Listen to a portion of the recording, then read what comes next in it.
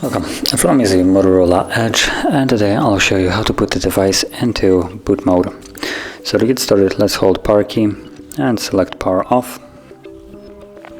Once the device shuts off, you then want to hold power key and volume down.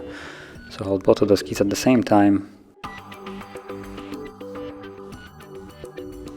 And we're now in the boot mode. So in this mode you can use volume keys to navigate.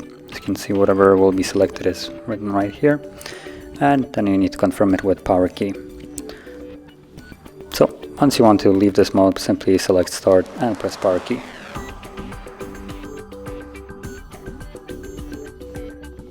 And as you can see, we're now in Android.